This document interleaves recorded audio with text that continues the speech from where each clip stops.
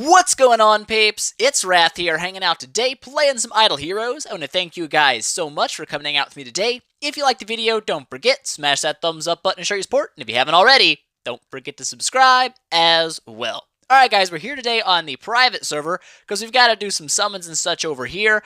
Before we jump into that though, there is a new patron on the channel. We're going to be saying a big thank you to Rodney Fell. Thank you so much for deciding to support the channel. I very much appreciate it, and it does help me out a lot. I don't talk a ton about Patreon until I get patrons. If you're interested, there's always a link in the description. You can check that out on your own time. But let's jump into what we're going to do today. So, we need to get this heroic summons done. I've actually already done this 2 times, believe it or not. The first time was on the original main account. The audio sucked. I was like, oh my gosh, I've got to do it again. So I went ahead, deleted that video, recorded this account's video, went through and did it all, and the audio did not record again. So I was super duper over the top furious. I actually punched myself in the hand. That's how great I am at rage control. I punched myself right in the hand. I don't know if I broke it or not. It kind of hurts. But that's not important. Today, we're going to be doing our summons over here. I got to do a voiceover on it. I hate doing voices. I've only done like 2 in my entire life. I like live commentary. It's better for me. But what ifs? We got to do a voiceover today because the game screwed me over. So we're going to jump in. We're going to do our 10 bombs like normal. We got to go through 550 summons. Like I said, I'm so upset the audio didn't record twice. Like, once was enough. But we actually did okay. Started out with a 5-star hero. Definitely not bad. I'm okay with it. So what we're going to do is, instead of just watching all the summons and like trying to pretend like all the summons are the first time they happened, because I hate that. It just feels fake to me. What we're going to do instead is I'm going to do a little talkie time. We're just going to do a little talkie time with some summon action happening in the background. And the point of today's talking is going to be the changes to the private server and how I feel about them. That's going to be what we talk about today. So let's jump in and talk about it. First up, I would say not to be overly critical, because I am a little critical of the updates, I'm not going to lie. But to try to keep things a little bit fair and balanced, the private server has done a lot of good things when it comes to updates. Even recent things like adding the faction-specific gear to the blacksmith. That's a really cool change. It's about 40 million gold. You can convert a 6-star set into a faction-specific 6-star set. Very cool update. I'm down with that. Things like the limited shop they have up there with all the old past event-based artifacts that you might have missed, available to be bought. Another really cool update that private server has had, like looking at seasonal and stuff like that. Seasonal is a hugely important part of private server. It's one of the biggest things they've ever done. It's really cool. But recently, things have kind of changed a little bit in the atmosphere of private server. Mainly because of officials, taking their files and starting to encrypt them so that, you couldn't just copy them and paste them into your own, your secondary version of the game as private server had done. They had to actually come up with their own stuff to do. So, that's what private server's been doing. And I would say, and here comes the critical part of the update, and that's going to be how they rolled out the changes. I'm okay with revamping the heroes. That's fine with me. I'm okay with all that. It's fun. It gives a little bit of new stuff to the game.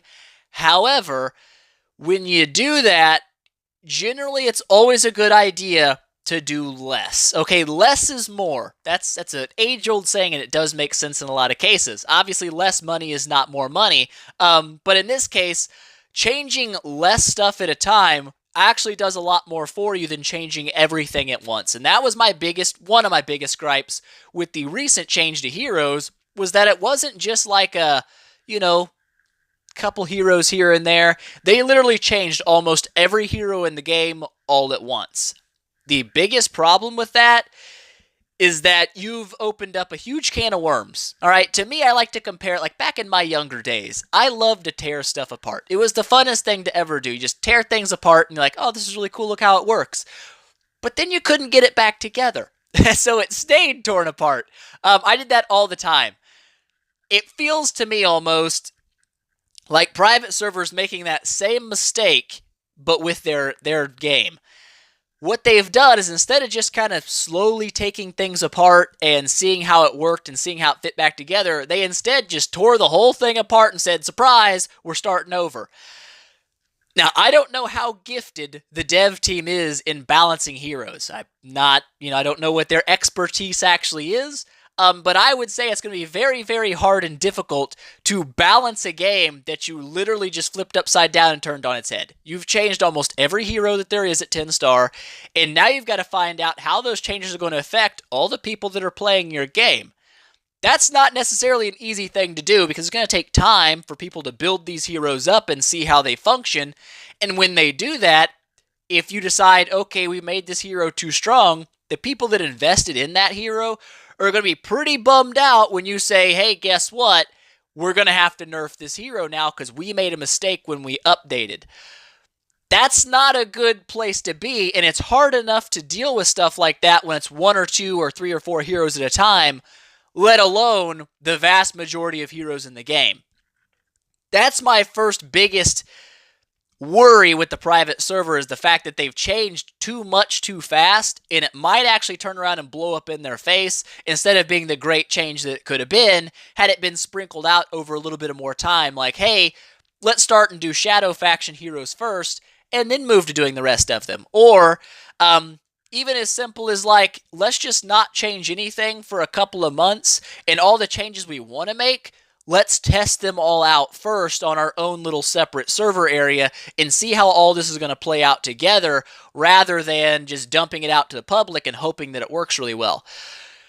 So that's my biggest issue, is I don't know how it's going to pan out. They may handle it very, very well. It may be a very seamlessly done thing. I just know many actual game developers, like people that literally build the games and don't just, kind of copy the files, let's just be honest, that have a much harder time balancing heroes than, say, people that just kind of copied the source files and made their own version of the game. How much more difficult it's going to be for those people to keep up with this massive influx of people saying, hey, this hero's OP or this hero's broken now and stuff like that. Now you gotta go back and change it all. It just seems like there can be a lot of contention, a lot of problems with this, and you might see people quit over it. And that's never a good thing. It's never a good deal. So that would be my biggest, first and foremost concern. My second concern was kind of how it rolled out. It came off feeling kind of like a cheap sticker over version of a change rather than an actual change. The reason I say that is because how they handled passives. Certain heroes, like, almost every hero that they changed, got no changes at all from their 5-star version all the way to 9-star. The only version they changed of any hero was the 10-star version. The problem with that is you end up with heroes that either have like no use at all from 5 to 9-star and all of a sudden become good at 10, or heroes that are kind of decent from 5 to 9 and fall off at 10 now. That's an issue. That's a really big issue, and the reason that kind of sucks is because it's hard to gauge how good a hero is going to be if the passives that are making that hero different that was changed at 10-star isn't available until 10-star. In my opinion, they should have taken their time and actually made each change a retroactive change. So instead of having someone with a passive that got boosted to crazy at 10-star, that passive should be the same at 10, but it should have a weaker version at 9 and 8 and 7 and 6, obviously. However, they didn't do that. They just said, you know what, instead of going back and changing these heroes from 5-star up, we're just going to change the 10-star version, and that's it. And it came off feeling kind of cheap, and honestly, it felt kind of lazy. I don't like that. To me, it bothers me. That's just me personally. I mean, you have different opinions, then you have different opinions. But to me, it just came off feeling a little bit lazy. And I don't know how well that's going to function in the server with people saying, hey, I had this hero at 9-star and it blew balls. All of a sudden at 10, it turned into a god. How are you going to know that all the way to 5 to 9 while you're testing that unit out? You're not. You have no idea how good that hero is until you 10-star it, and once you've 10-starred it, you're almost locked into that unit other than feeding it to a 13-star or using up your soul symbols or whatever they're called to change that hero to a different 10-star. So I would have liked to see a slower pace of rollout of the changes. I feel like Private Server got a little happy. They got a little, like, hey, it's our game now. We're not stuck following official. We can do whatever we want. And they kind of jumped straight into the deep end and said, let's change everything. And I think instead they probably should have taken a little bit slower and said, let's change things slowly, see how it pans out, test out these changes, and then make them available instead of, hey, here's everything. Good luck. Because what essentially it does is it turns the entire private server into a giant guinea pig. every single person is now a guinea pig for how these heroes are going to get changed. And if you don't like the changes, and you're like, well, this hero I was building now sucks. Like, for example, if you were one of those people that had just E3'd their Shia, you just got that Shia to E3, you're so happy you built it, and you find out that one of the only nerfs made to heroes in the new patch was to Shia. She got nerfed absolutely horrible, lost a huge amount of damage. You're going to be pretty upset about that. You're like, I just built this E3 unit, and now you're going to change it and nerf the crap out of it with no real good explanation why it happened. That would be a very bad place to be in. And that's just one hero.